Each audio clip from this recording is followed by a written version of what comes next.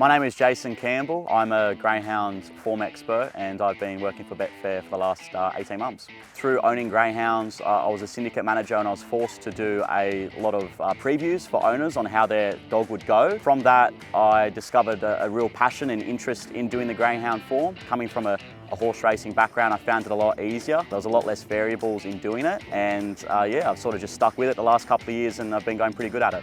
Mentors for me early days were Brad Davison. He helped me a lot with the horse racing side of things.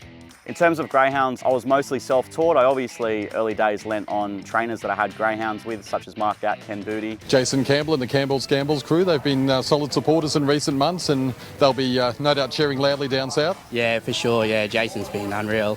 Yeah, he sort of knows what, like for Rockhampton, he knows what dogs we need for up there. So, yeah, he's doing well.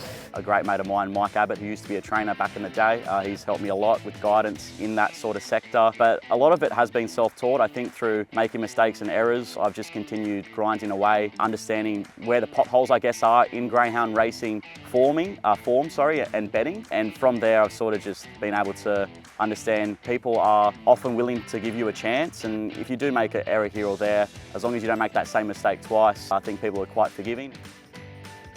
The best thing about Betfair for me is the lay betting side of things. I've really enjoyed utilising that as a tool in my repertoire. I've got a pretty good handle on how to lay greyhounds, as you can see on Betfair Hub. I think it's a lot easier to find a greyhound to lose rather than to win. I will just normally look for greyhounds that have been overvalued in betting based off their previous start. I think that's definitely a big tip of mine to look out for. Greyhounds that might run fast times when they're given a certain condition to do so, but they might not necessarily get that their next start, and I think that's somewhat overvalued in future markets.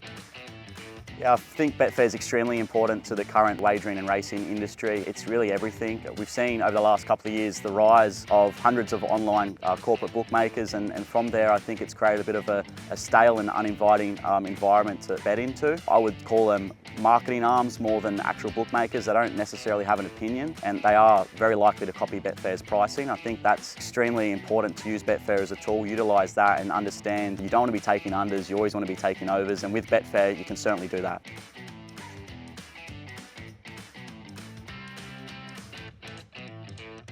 Chances are you're about to lose. For free and confidential support, call the number on the screen or visit the website.